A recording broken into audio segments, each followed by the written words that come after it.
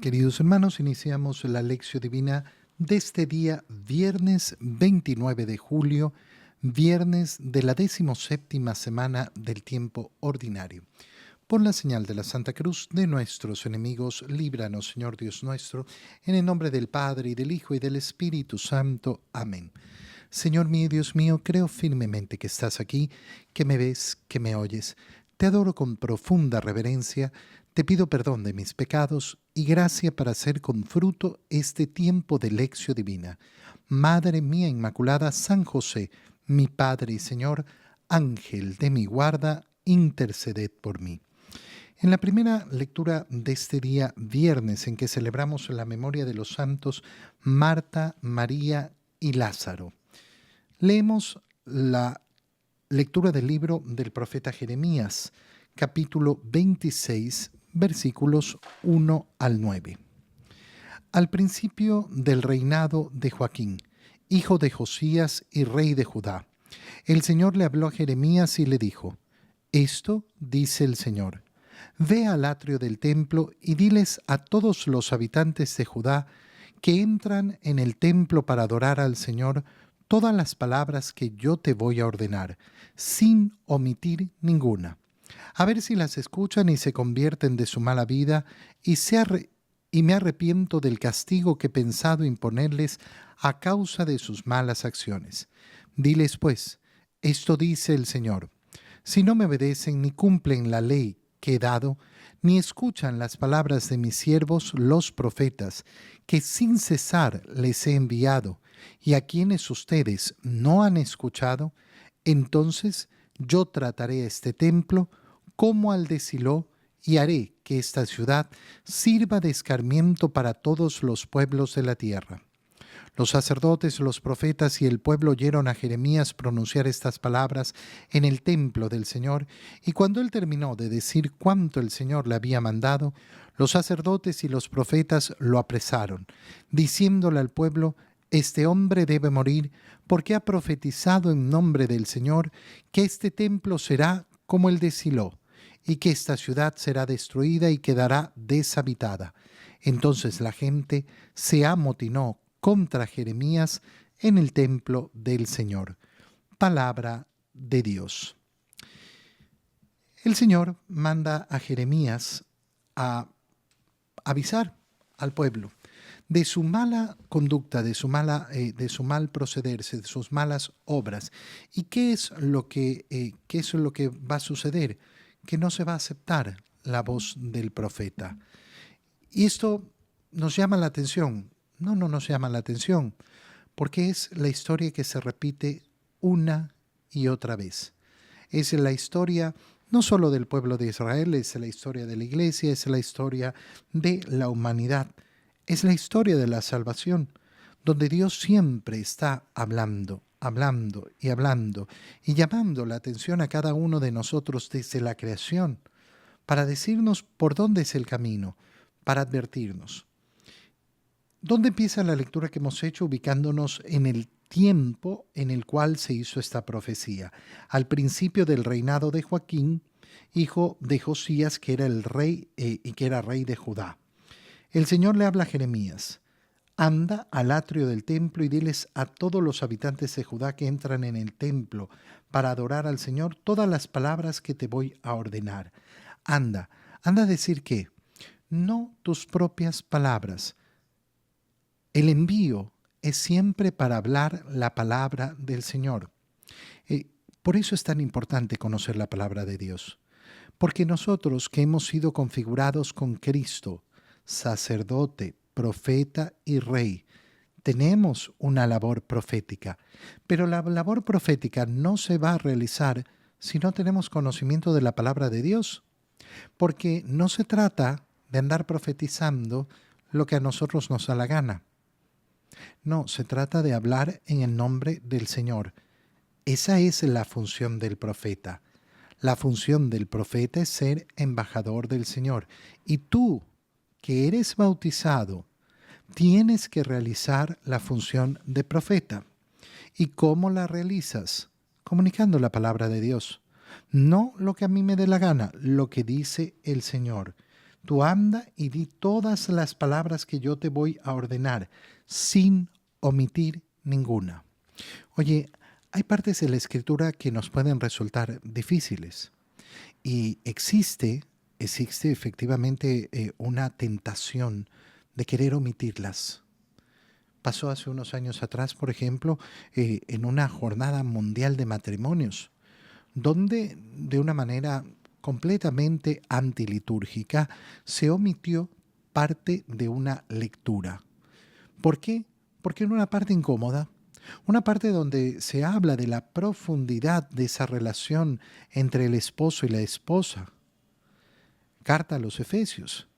Y entonces, no, es que esta parte tal vez la malentienden.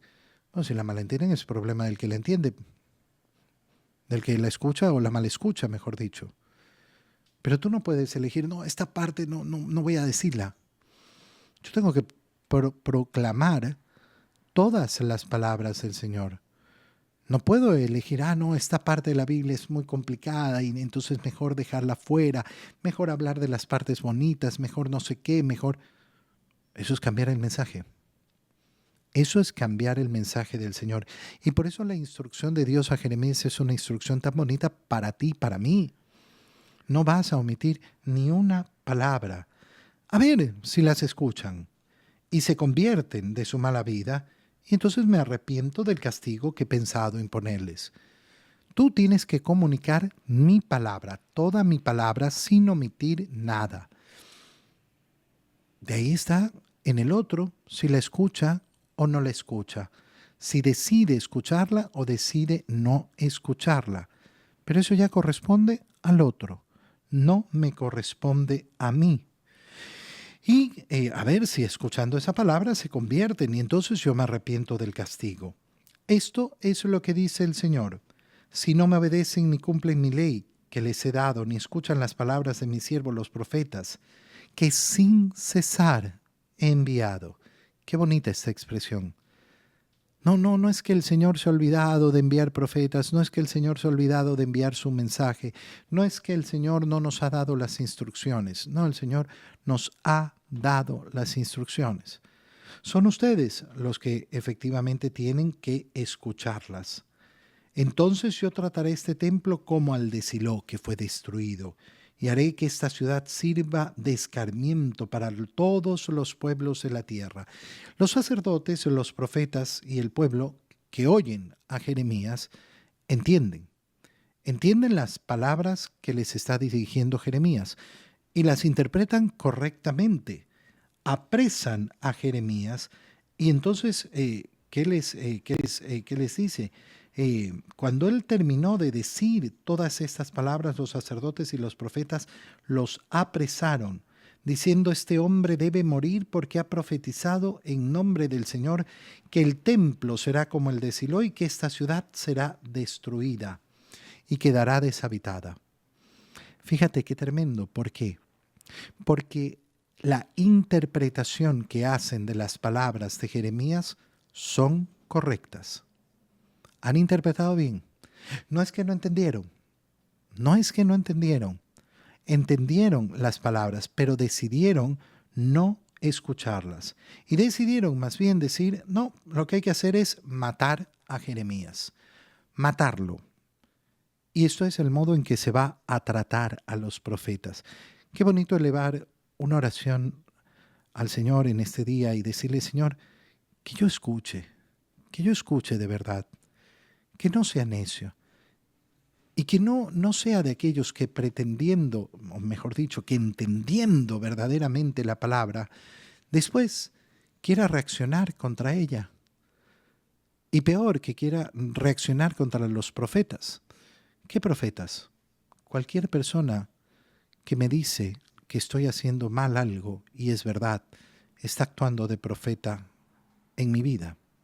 Así como yo también puedo actuar de profeta en la vida de tantas personas. Y con humildad, cuando uno reconoce, oye, me está diciendo la verdad, me está diciendo que estoy obrando mal. Bueno, voy a cambiar mi actitud. En el Evangelio, hoy día que es la fiesta de Marta, María y Lázaro, leemos el Evangelio de San Juan, capítulo 11, versículos 19 al 27. En aquel tiempo muchos judíos habían ido a ver a Marta y a María para consolarlas por la muerte de su hermano Lázaro. Apenas oyó Marta que Jesús llegaba, salió a su encuentro, pero María se quedó en casa. Le dijo Marta a Jesús: Señor, si hubieras estado aquí, no habría muerto mi hermano, pero aún ahora estoy segura de que Dios te concederá cuanto le pidas. Jesús le dijo: Tu hermano resucitará. Marta respondió: Ya sé que resucitará en la resurrección del último día.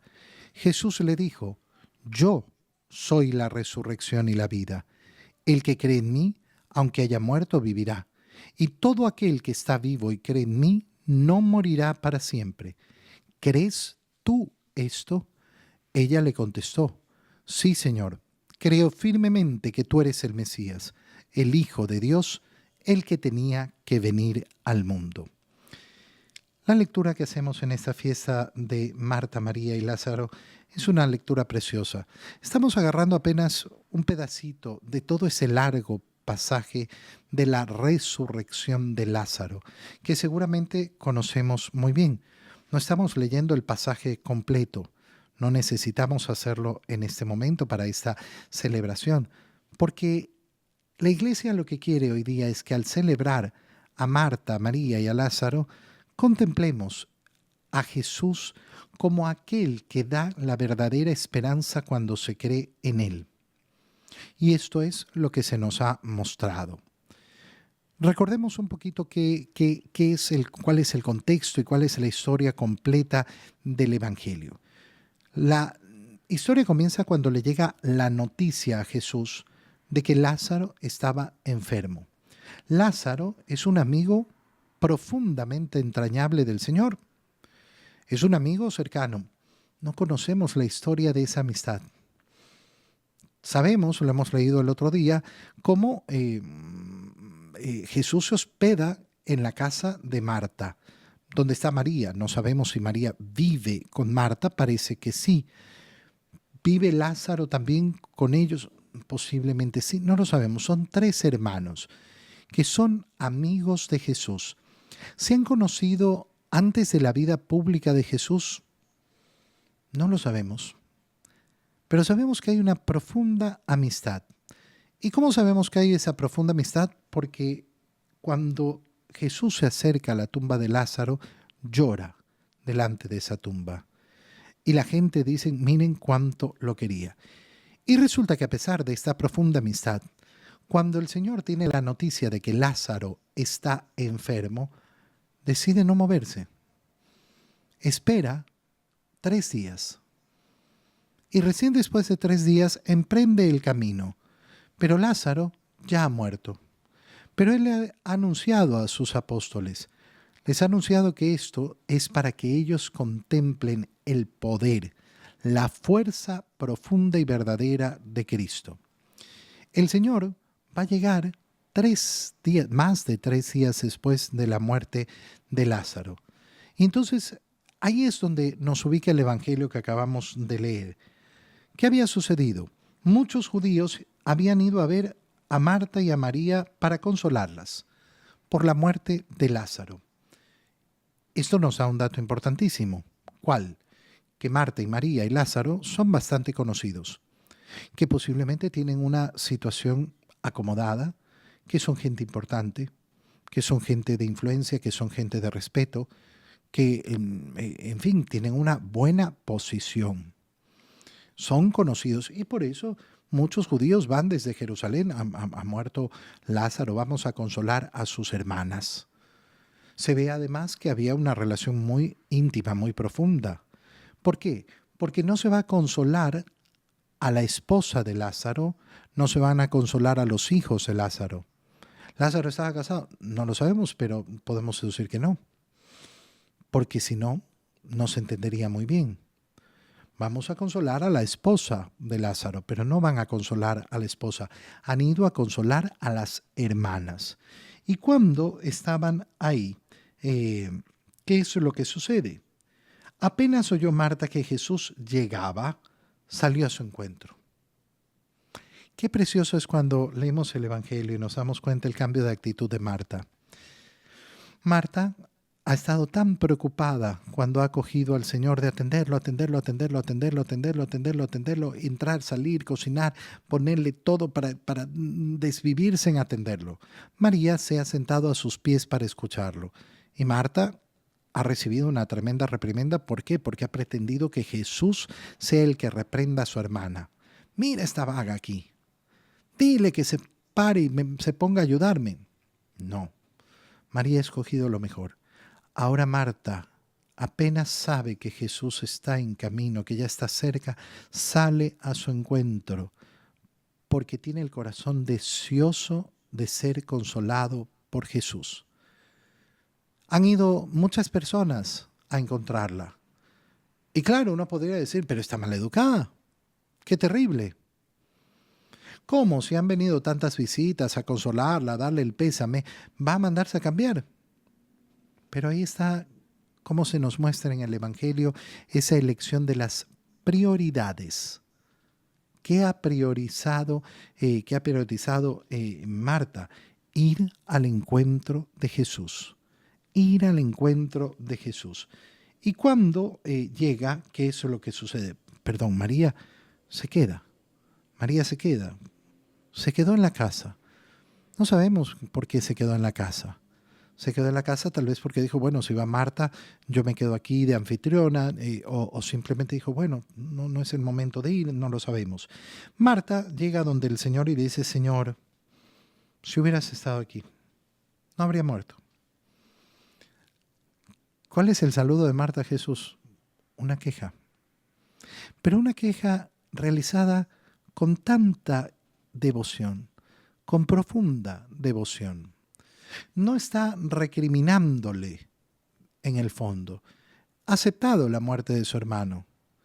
Pero dice, si tú hubieras estado aquí, si hubieras estado aquí, entonces él no habría muerto.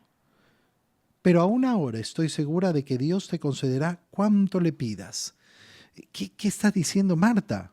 ¿Está diciéndole a Jesús que resucite a su hijo, a su hermano? Sí, en cierto modo.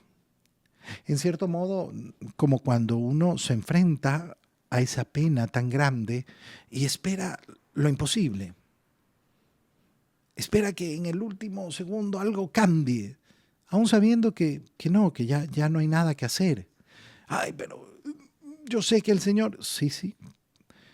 Es ese sentimiento de lo imposible, pero donde se manifiesta efectivamente esa confianza en el Señor.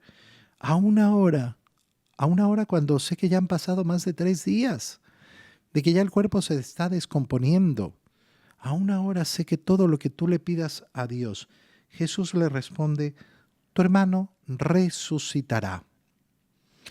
Y Marta contesta con una frase preciosa, yo sé que resucitará en el último día.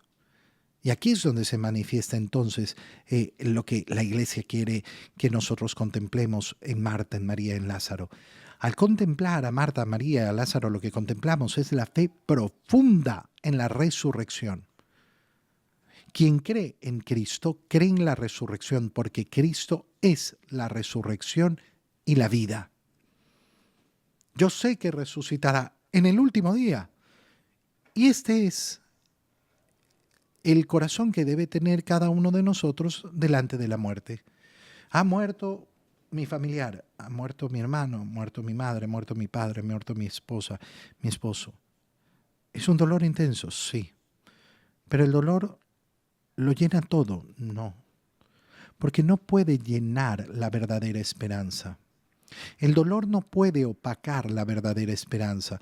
Va a estar el dolor, lógico. Ha muerto aquel que yo quería. Pero en medio de este dolor brilla mi esperanza, la esperanza de saber que llegará el día de la resurrección. Y entonces, delante de cada muerte, ¿qué debería haber en mi corazón? Ese crecimiento en la esperanza verdadera del cristiano. No la desesperanza, sino todo el contrario, la esperanza. La esperanza de querer llegar al último día, de volvernos a encontrar. Esto es algo precioso, una frase preciosa de la misa de exequias, del momento de la sepultura, hasta el día en que nos volvamos a encontrar, hasta el día de la resurrección en que nos volvamos a encontrar. Y Jesús le responde, yo soy la resurrección y la vida. El que cree en mí, aunque haya muerto, vivirá.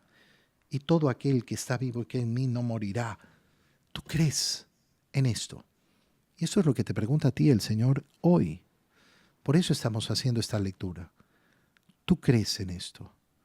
¿Tú crees que Jesús es la resurrección y la vida?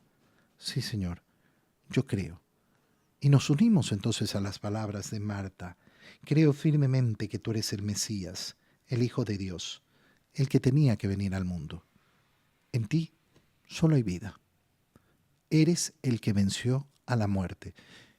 Y contigo la venceré yo también. Te doy gracias, Dios mío, por los buenos propósitos, afectos e inspiraciones que me has comunicado en este tiempo de lección divina. Te pido ayuda para ponerlos por obra. Madre mía Inmaculada, San José, mi Padre y Señor, Ángel de mi guarda, interceded por mí. María, Madre de la Iglesia, ruega por nosotros. Queridos hermanos, que tengan todos un muy feliz día.